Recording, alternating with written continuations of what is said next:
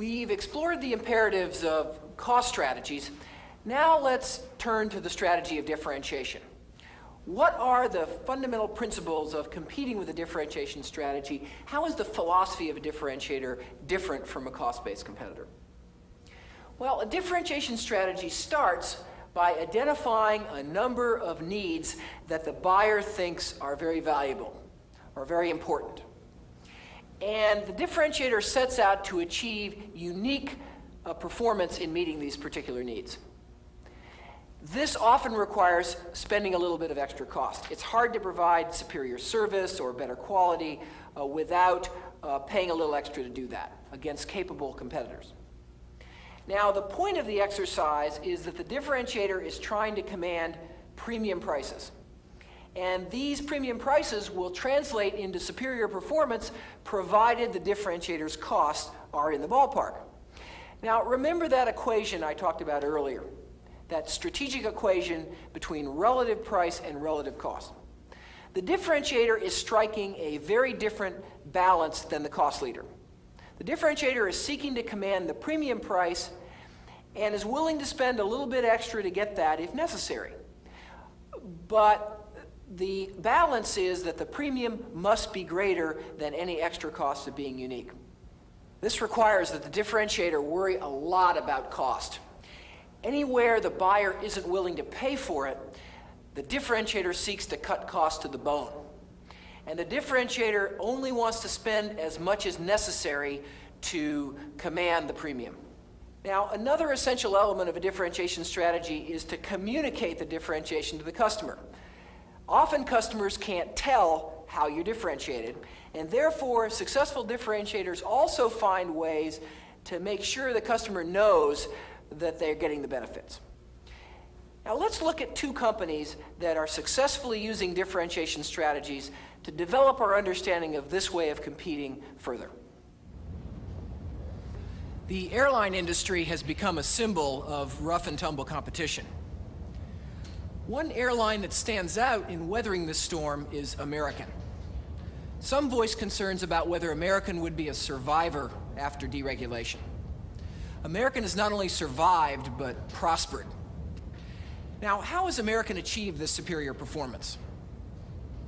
Well, since deregulation, there's been a tremendous increase in rivalry in the airline industry. Most airlines, both old and new, have been preoccupied with one thing: cost. But American decided on another course. It set out to be the differentiated airline to provide superior value to its customers. American had to reduce costs to respond to the new environment, but it did so in an imaginative way which did not undermine its ability to differentiate. American aggressively expanded its route system nationally and internationally, including many new pleasure destinations. Growth was vital to its approach to cost control. By the mid-1980s, American had firmly staked out the position as the broad differentiator of the U.S. airline industry.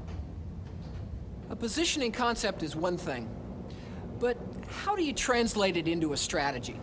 There are literally hundreds of things that an airline could try to do to differentiate, and it's impossible to differentiate on everything. American has chosen to concentrate on a few areas where it wants to be truly unique. The first is onboard service. American believes that this is the single biggest factor in customer satisfaction and works to consistently provide the warmest, most professional service of any airline. Another vital area is on-time departures and arrivals. American recognizes that this is one of the most important things to any passengers. Do you get there in time? American has the #1 record in this regard in Department of Transportation surveys. Another important area is overbooking, a chronic problem in the airline industry today. Passengers get bumped every day, and nothing is more disruptive to a traveler's schedule than being bumped. I can tell you from personal experience. Thanks to state-of-the-art technology, however, American Airlines has fewer passengers involuntarily denied seats than any other airline. But American has another customer, the travel agent. The travel agent is the crucial marketing arm for American Airlines and the airline industry. In fact, travel agents account for about 80% of Americans' total revenues in every year. Now, sometimes companies have a tendency to look at their distribution channel as a necessary evil, somebody they've got to deal with. But effective differentiators don't see it this way. They differentiate with their channel just as much as they try to differentiate with that ultimate customer. The principal tool American uses to differentiate itself with a travel agent is the so-called SABRE system. That's that little box here. This box is an American Airlines computer terminal, and it's sitting here inside Crimson Travel. SABRE allows the travel agent to automate the process of making reservations and issuing tickets. By moving early to provide this service, American not only gained a preferred relationship with its distribution channels, but it created a profitable business in its own right. Creating a superior product or service is only the first part, although a big one, of a differentiation strategy. A successful differentiator must also communicate its superiority to its potential customers. This communication must be clear and it must be credible. It must be believable. American seeks to communicate its differentiation strategy in a number of ways. The first is advertising. Like all airlines, American is a major advertiser on television and newspapers. An essential part of communicating differentiation is paying particular attention to repeat customers. In May of 1981, American pioneered frequent traveler programs in the airline industry. American's program was named Advantage. Since we felt we had a greater franchise with a very frequent traveler than most of our competitors, we felt a rewards program such as Advantage would be the ultimate lock. Now, naturally, awarding free travel is something that is very fundable by an airline or any airline, and that you typically run 60 to 65% full. Wonderful win-win environment for both American and the frequent traveler. After creating and communicating superior value, the final part of the differentiation equation is pricing. Differentiation must be reflected in either higher prices or growing market share in order to translate into superior performance. American's been in an environment over the last 6 or 7 years that has been marked by some of the most vigorous, shall we say, price warfare of any industry I've ever worked in or worked around. And yet American's trying to be the differentiator. I think it's very interesting to understand how American has tried to cope with this unusual problem. Could we start by talking a little bit about why American introduced the Super Saver concept of pricing? Sure, Mike. We first came up with the concept of the Super Saver fare to really satisfy, well, several needs. One was a need to share in a larger percentage of the growing discretionary travel market. We also realized, though, that we were running fairly healthy load factors, maybe 60% in those days, with higher paying passengers, and we didn't want to have all that business walk away from us through an across-the-board price cut. So with the application of some technology, the first steps into a yield management environment, which many people have talked about is something that's newly and very exotic in this business, we really placed through putting some constraints around the applicability of the fare itself, as well as how much inventory we made available for that fare. We allowed ourselves to draw in a hunk of the low fare market, but preserve the high end of the market as well, thereby increasing the revenue contribution from each trip. The Super Saver fare is an imaginative way to counter price competitors while preserving the fruits of differentiation. American also employs sophisticated computer technology to capture the greatest amount of revenue from its differentiated position. What we attempt to do is to generate an overall plane load maximization of revenues by allocating different numbers of seats to the different fare classifications being offered. In essence, we'll sell so many at the very cheap rate, but also realizing that there are a significant number of people, because we are a good airline, who will put pressure on our seats at the last minute and pay a higher price for the schedule convenience. To turn its strategy into reality, American performs a number of other vital activities. The first is measurement. It's very hard to achieve superior service unless you measure carefully how well you're doing. Most good differentiators set explicit standards for performance and track progress against them on a continuous basis. American's no exception. It has standards for literally everything, from how long baggage is supposed to take to get to you to the length of your wait in line.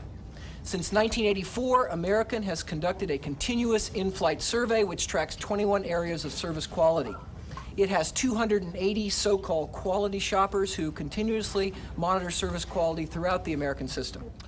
Another essential part of implementing American's differentiation strategy is recruiting and training. To make superior service a reality, the rubber meets the road through Americans' people. They need the right skills and, even more importantly, the right attitudes. The second key to making differentiation a reality at American Airlines is the relationship it has established with its employees. American has sought to build a relationship of mutual respect and trust. When other airlines were implementing draconian wage cuts, American pioneered the two-tiered wage system that allowed it to reduce its labor costs through growth. New employees were paid at a lower scale, reflecting current market conditions. As American expanded employment, its average wage costs went down. But there remains one final crucial tool for implementing American's differentiation strategy that we have not yet addressed, and that area is technology. Perhaps the best single example is the SABRE system that I discussed earlier. SABRE is the largest civilian real-time data processing network in the United States, maybe even the world. It involves a cumulative investment of over $400 million. American has poured money into the SABRE technology in order to allow a lot of this fancy reservations, this relationship with the travel agent, and many of the other things I discussed. And this sort of thing permeates the American organization. Little pieces of technology all through the business, like an automated baggage handling system and others, that allow American to achieve this superior performance all through the business.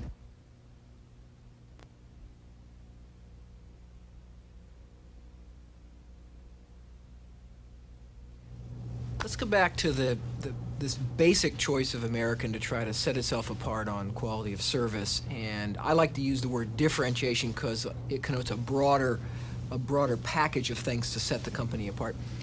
Why haven't competitors been able to emulate American?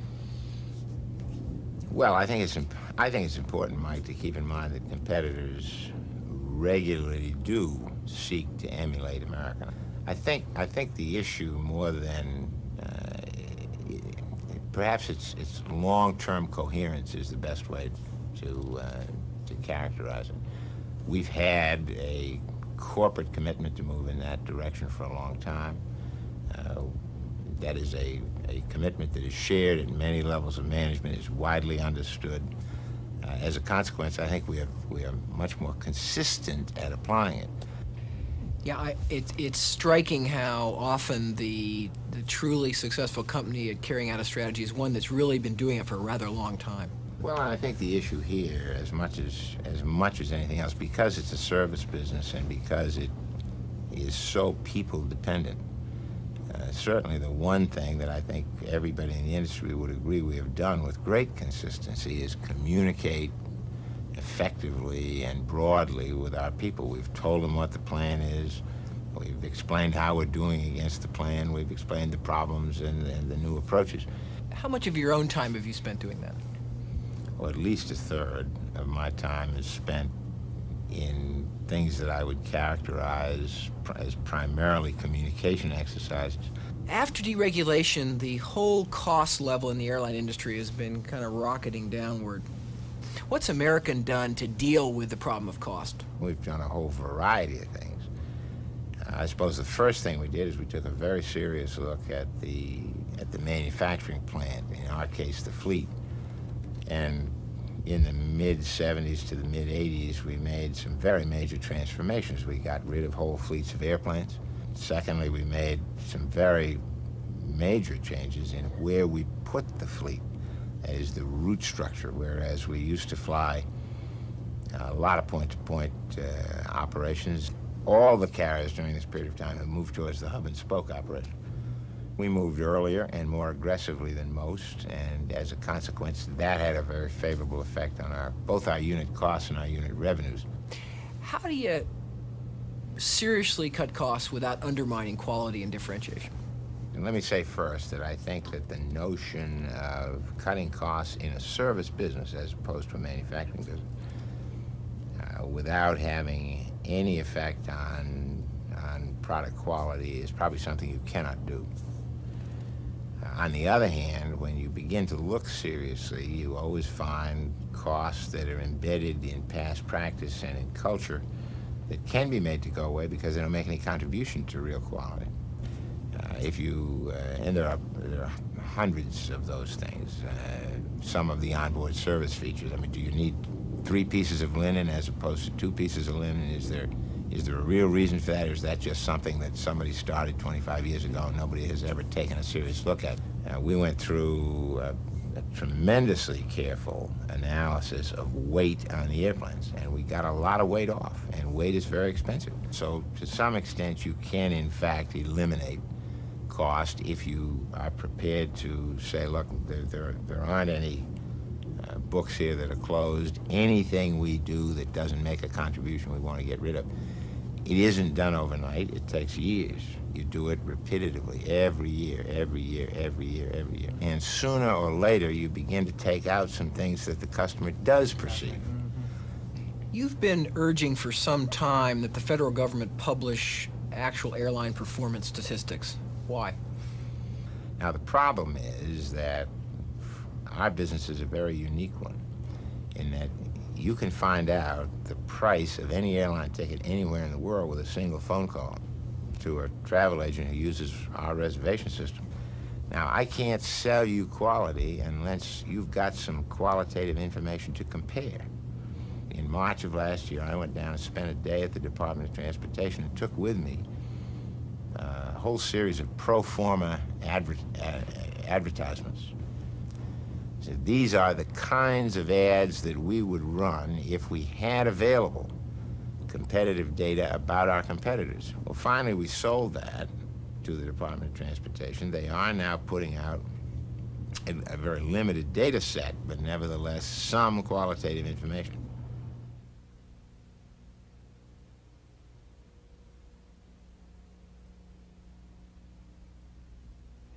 Now, what are the lessons that we can learn from Americans' differentiation strategy? Well, the first is that any differentiator starts fundamentally with the problem of creating value for their buyer, and value for all the relevant buyers. In the case of American, it was the traveling public as well as the travel agent. The successful differentiator finds areas of buyer value that the buyer readily perceives and views as the most important. American, for example, was very interested in things like on-time performance and onboard service. Those were the areas that they believed were the most visible, top-of-the-mind areas of buyer value. Now, a differentiator doesn't just create value. A differentiator also has to communicate that they're doing it. And that's why American was so anxious to get the government to publish statistics on things like on-time performance and other measures of airline success. That allowed them to credibly tell their story, to communicate their uniqueness. American also illustrates, however, that being differentiated, being unique, is frequently costly. American was willing to spend extra to be unique in those areas that it judged were very valuable for the customer. Now, that doesn't mean that a differentiator spends freely.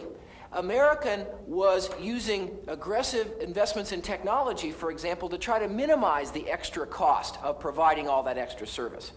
So a differentiator tries to find ways of differentiating where the extra cost to them is as little as possible, and even better, where the extra cost to them is less than it would be if a competitor tried to emulate them. Now, American also very vividly illustrates the point that differentiators worry a lot about cost.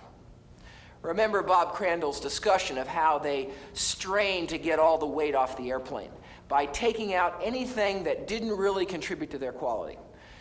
American revitalized their entire fleet of aircraft to get fuel-efficient planes and to match the fleet better to the route system. But what American's case illustrates is that eventually, in the pursuit of differentiation, you come to a trade-off between cost and differentiation. And American and other successful differentiators are very clear about how they're going to make that trade-off. Now, a final important lesson about differentiators that American shows very vividly is that to sustain your differentiation, you've got to be a moving target. You can't be standing still because your competitors are going to be constantly trying to emulate what you do.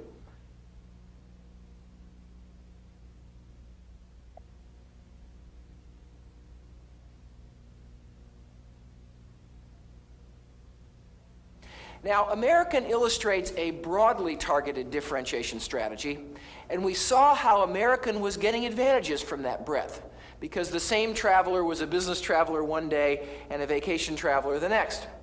Let's look at another company that's differentiating, but is differentiating through a very narrow focus strategy. I'm in Chippewa Falls, Wisconsin, the home of a company called Cray Research. Cray was founded in 1972 by a mad scientist by the name of Seymour Cray. 4 years later, in 1976, Cray shipped their first computer system. Today, Cray's sales are well on their way to $1 billion per year.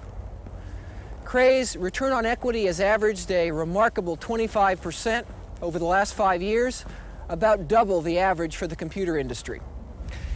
Even more interesting is the fact that Cray's performance has been achieved despite the looming presence of such major corporations as IBM and the leading Japanese computer companies. Most interesting to me, however, is that the pundits have been predicting Cray's competitive demise right from the beginning. Yet the competition never seems to come.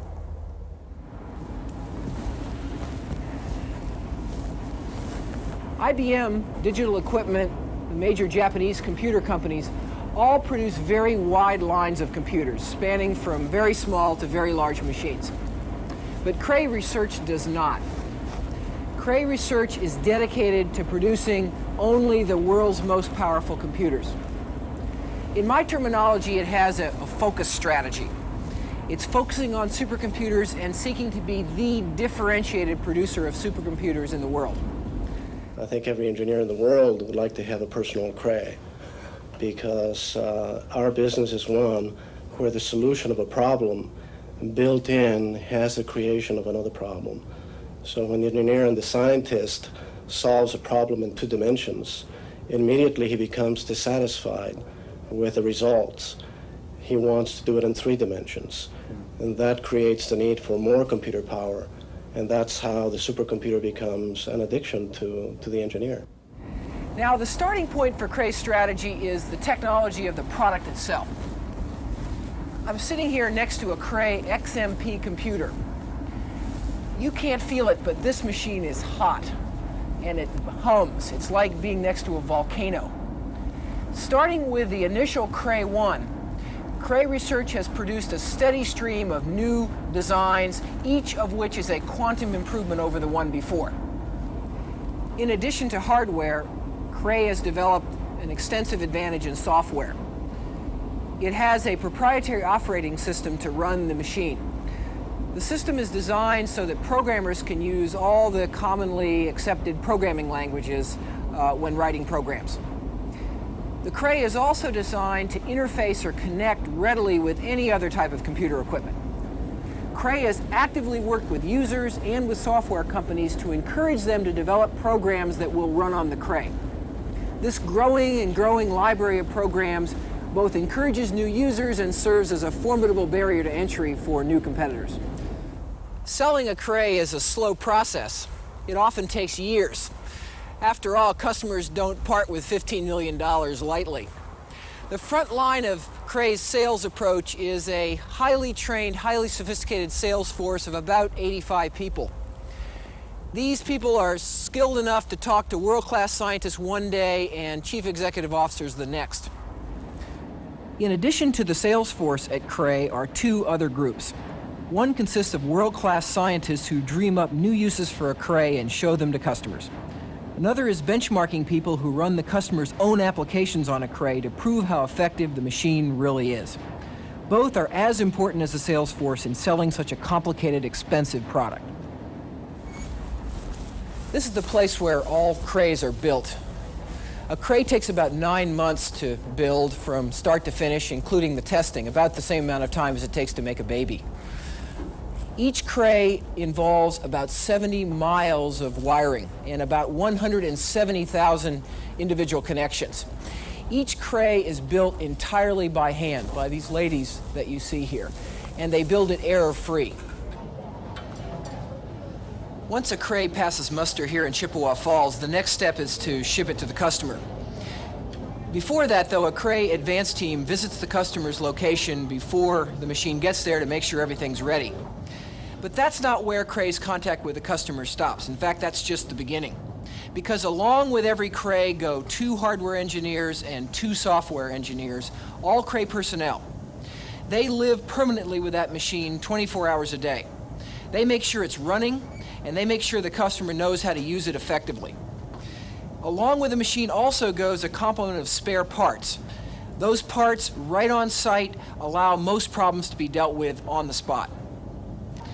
This combination of design, of manufacturing quality, and of permanent on-site personnel and parts means that the Cray has remarkable reliability. Crays have an uptime of 99%. That means they're running 99% of the time. This level of reliability is unprecedented for a large-scale computer. This performance is reflected in Cray's pricing strategy. Cray prices on the basis of value, not the cost of producing the machine. While the Cray is the world's most expensive computer, it can save its customers literally tens of millions of dollars. It creates so much value for the customer that it's really a bargain. Industries as diverse as aerospace, automobiles, and oil have saved literally tens of millions of dollars using a Cray. I've described some of the most important elements of Cray's strategy. But carrying this strategy out requires the company to perform a number of other important steps. The first one is R&D spending.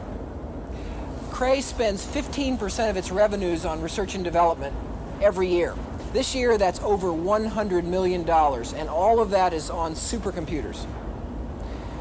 This 15% of revenue comes right off the top. There's no question at Cray about priorities. The level of technological performance and imagination required at Cray demands superb people. To find them, Cray goes through a very careful and exhaustive process of recruiting. People interview very widely in the organization. For example, a designer would be interviewed by salespeople, by service people, by management, not just by other designers. Cray's looking for people who can work very well across functional lines. The organization structure is very flat and fluid, not a hierarchy.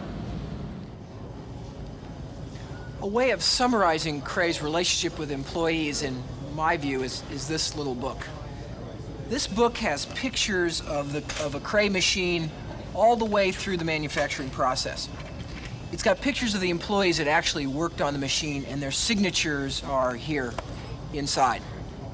This book goes with the machine to the customer and stays with that machine for its entire life. What a symbol of quality and of trust in a product. There's a final aspect of the Cray strategy that in many ways cuts across many of the other things I've talked about. That's a unique relationship that Cray has with its customers. A customer comes to Chippewa Falls. Their engineers talk to our engineers. Their CEO talks to our CEO. People from the factory go to the field. And it's this constant dialogue that makes it into a long-term relationship. We have no secrets from our customers. When they ask us about where we are on such and such product development, we tell them exactly where we are. When they tell us what our plans, when they ask what our plans are for the future, we disclose the plans openly. Because unless they know where we are going and we know where they want to go, it's impossible to have this relationship. And it seems to work. So at Cray, the customer is allowed to go behind the scenes in the back room, if you will. They're encouraged to do that. Many of our customers call the engineers directly. And we have removed all the impediments, if you will, between the customer and the engineer. In fact, we facilitate that process. The customer relationship also means that the customer sells for Cray. When you're buying a $15 million computer, you're going to want to know what other people think. The referrals that Cray gets from its own customers are some of the most essential elements of its marketing strategy. So far, I've described the essential elements of Cray's strategy. But what about the competition? IBM has by and large ignored the supercomputer market, choosing to focus also on mainstream data processing. It does have a souped-up version of its Sierra line of computers, but these fall far short of Cray in performance. Japanese companies have entered the supercomputer industry as well. NEC is the most serious entrant, but so far the Japanese have only sold one supercomputer in the United States, and some would say they didn't sell it, they gave it away. In contrast, Cray has 10 installations in Japan and hopes for many more. A final interesting development in the supercomputer world is the emergence of so-called mini supercomputers. These are machines that are smaller than a full supercomputer but bigger than most conventional machines, and they're priced accordingly. The mini supercomputer market filled an important need, an important gap in the marketplace, and has grown to be a very large segment. It's estimated to be as much as $1 billion by 1990. However, Cray has chosen not to enter this new segment and remains exclusively focused on supercomputers.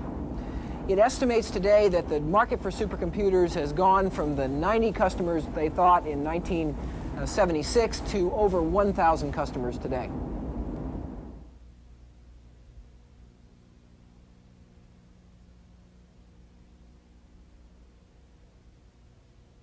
John, could we start with, in some sense, the most basic question about Cray? Mm-hmm. There's a vast computer industry out there with lots of different products and services. Why has Cray chosen to focus on this one narrow objective, as you say, the most powerful computer systems available? There are two reasons. One of them is historical, the other one is strategic.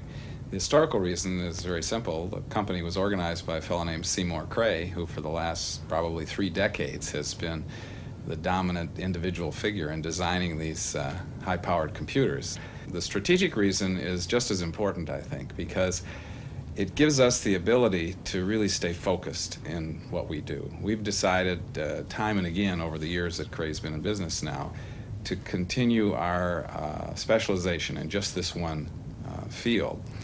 There has been one new entrant in a sense that has been a big success, and that is these so-called mini supercomputers. Right. Now the question I have is, why hasn't Cray entered that business? Right. That's right to the point, because we looked very carefully at that business before there was such a business. I mean, we could see this gap developing in the marketplace between us and the VACs, let's say. And there were several people at the company that really felt we ought to jump into that. And particularly in our marketing organization, of course, it's always better to have a broader range of products. And even our customers, for the big machines, were saying to us, you know, really, you guys ought to make a smaller version of what you make. We could use it as sort of a front-end computer for the main Cray computer. And we looked very closely. In fact, we put up a whole business plan. We called the product, internally at least, the quarter horse. I can't remember what year this is now, but it's at least 4 years ago, maybe even 5.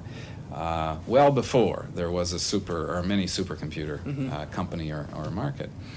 We fleshed out the business plan, came up with a design, figured out how we could re-engineer our current product in different circuit technology to reduce the cost yet maintain good performance. We were essentially ready to go. We had all the blanks filled in. In the final analysis, when we took a look at it, we said, no, we're not going to do it. Because if we do it, there's a terrible risk that we divert our efforts, that we lose our focus, that we don't stay as committed to the top of the line as we currently are. It takes all of our attention and our resources just to keep moving ahead with the supercomputers, with this technology.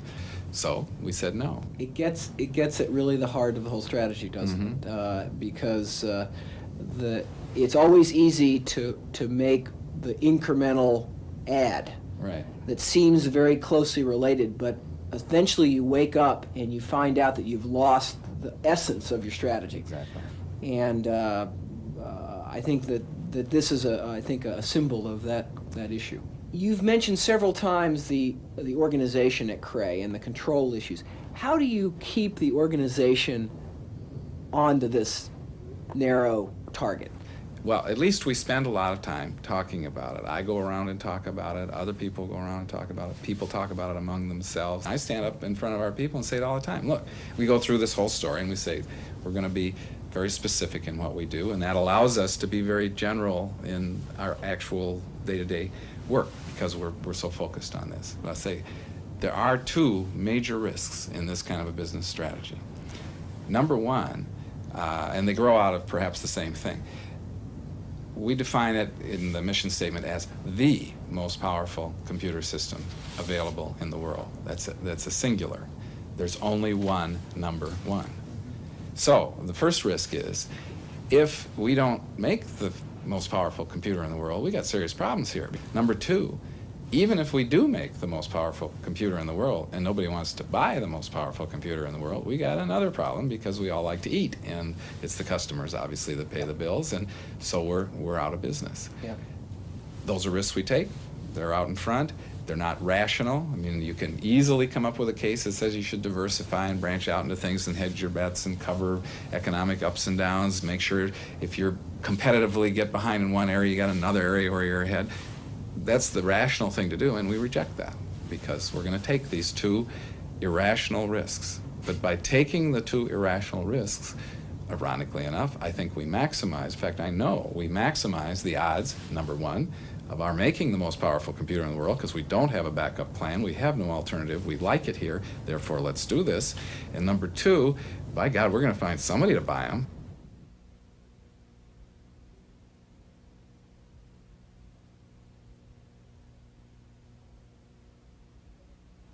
Now, what can we learn from the Cray case about a differentiation strategy?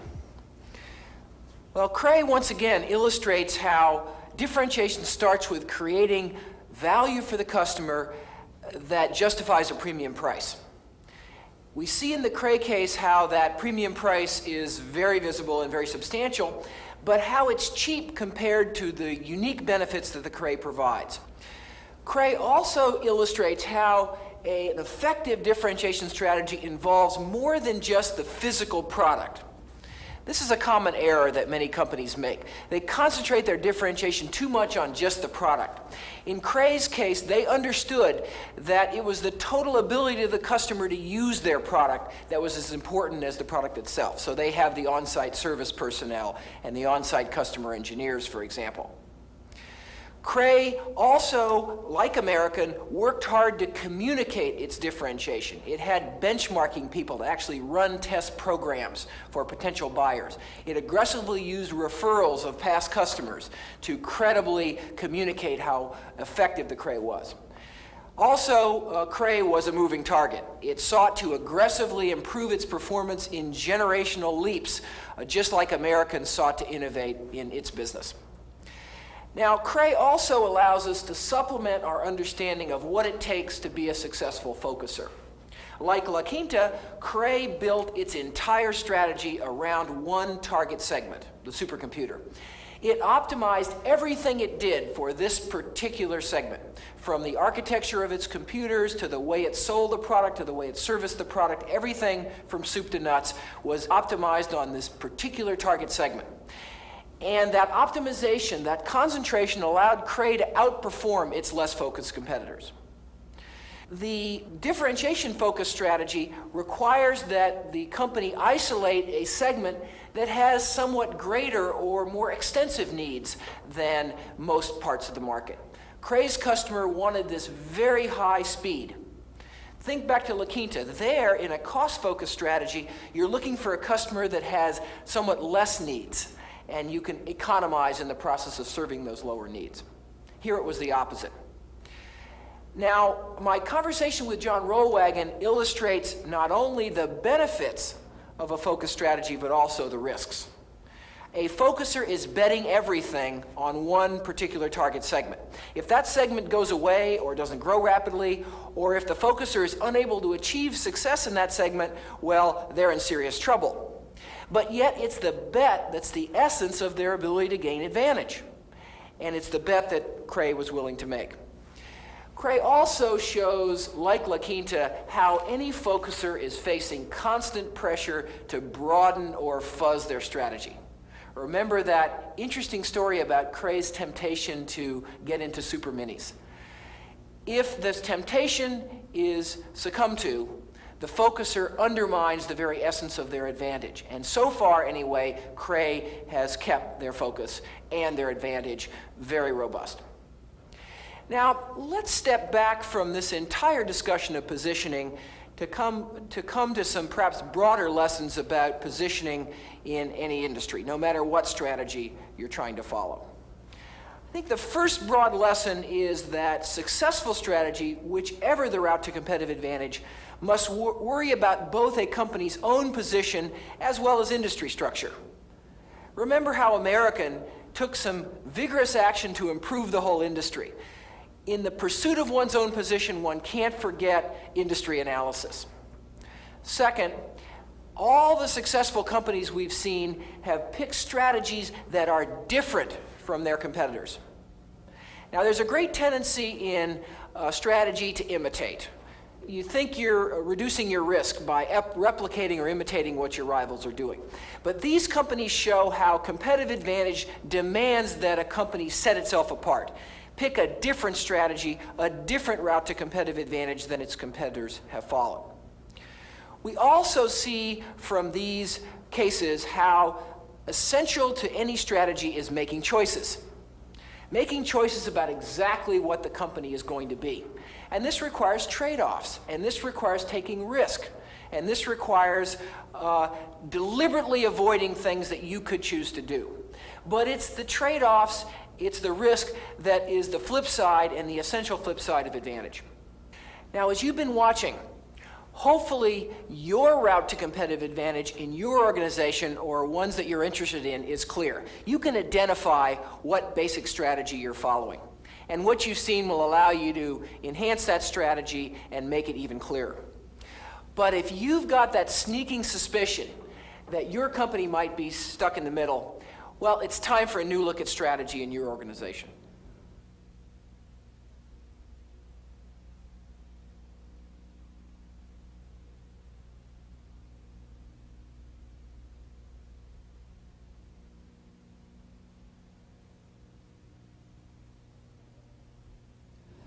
I've talked about a lot of ideas so far about how to develop strategy, and I've shown you a number of industries and companies that hopefully bring these ideas to life.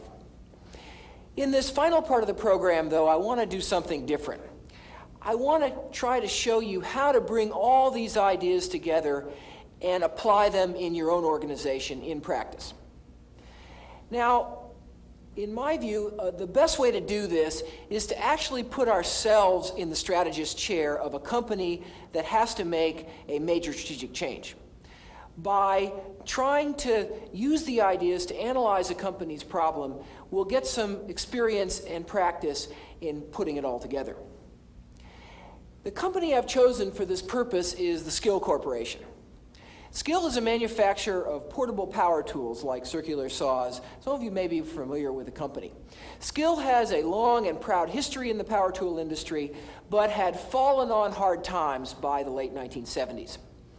It had a wide product line and a fully global market position, but it was facing intense challenges. It was faced with the difficulty of competing with Black & Decker Corporation, an aggressive competitor that was much larger. Skill was also having to deal with new and severe challenges from a Japanese company, Makita, as well as a number of European competitors that had never been active in the United States before.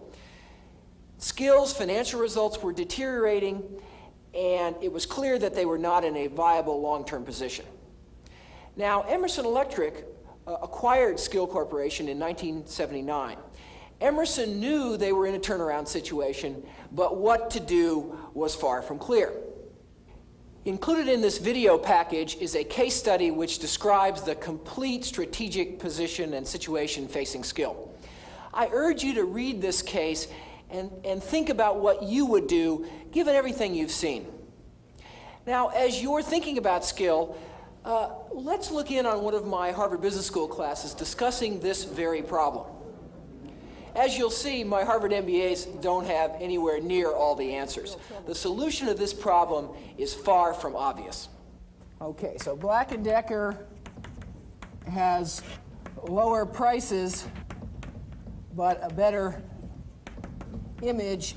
And you said Skill has all these models. Why isn't that good? Why isn't having a lot of models? Well, because in this industry, economies of scale are very important. And when you have all these different models, you can never get to that point. You know, how else can we characterize the situation? Wick? I think that Skill is a traditionally been an engineering and a product-driven company. Okay. The one strength that you really see that they have is they've always been an innovator, and they really pride themselves on aggressively introducing new models to the point where they'll bring out a new tool or a new product line and not worry about commonality of motors, commonalities of production processes, and that they're not a cost-oriented company, and I don't think they're a marketing-driven company to any extent at all. Okay, so we've said that Skill is got good products, they've been an innovator, but they've got a hell of a lot of them, and they can't seem to make them very efficiently. They haven't worried about that in the past. What other issues are facing us as Skill in this industry? Rosalie? They really have no brand name, and they don't advertise to try to build it. Okay, so Black & Decker's spending millions and millions of dollars a year on advertising, and so is Rockwell and the others. But Skill doesn't. They've been relying on the little guy in the hardware store to sell for them, or the distributor, the contractor supply outlet, where there's an expert assister making the purchase decision. And if they want to compete in this volume business, they got to do something about their brand, don't they? They have to build brand image, or they have to find a niche through the hardware store or the home centers. Okay, so that's a critical choice. Kind of mass merchandiser, build that advertising image versus stay in the traditional channel and rely on the push. Okay, so Francois, based on everything you've heard, what would you do with Skill? Yeah, basically what I would do first, I would address the cost issue by trimming the product line. Okay. So the second thing I would do from that is building on this image of Skill. And basically I would increase the advertising budget. And I would try to build an image and differentiate myself from Black & Decker. Build an image of a consumer tool, but which is issued from the professional line, something better than the Black & Decker. Okay, so we're going for like an upscale consumer market? Exactly. I think Black & Decker, in spite of their cost position that now is better than ours, has a strategic tie to a broad product line that's going to be more difficult to abandon than Skill's broad product line.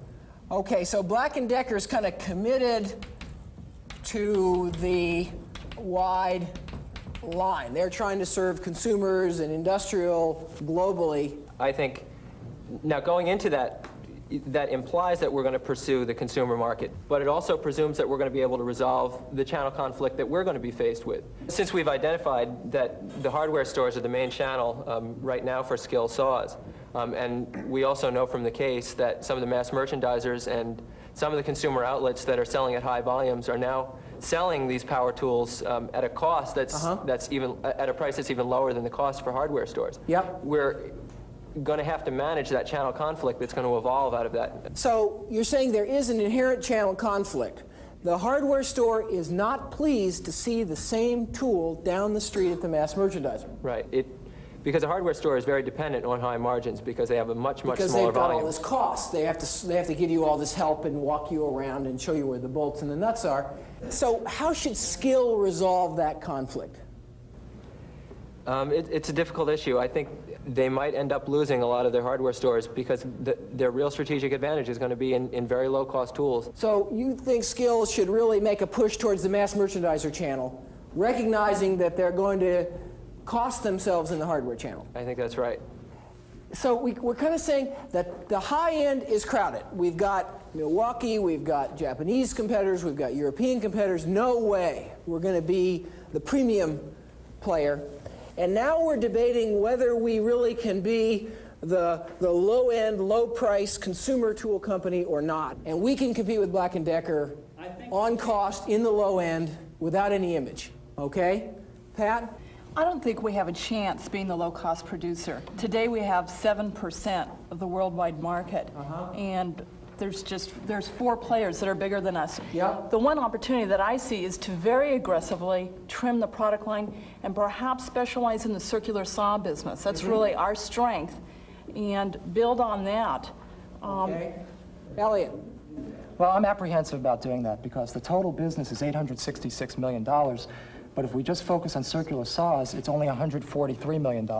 So we're cutting ourselves into a very small business, And I think a key goes back to what you said before about the channel conflict. Because it seems to me that if Skill has a channel conflict where they're selling to home centers and mass merchandisers, and they may not want to sell to the mass merchandisers because the home centers would be upset seeing cheaper products right down the street. Well, it seems to me that Black & Decker very possibly has the same conflict.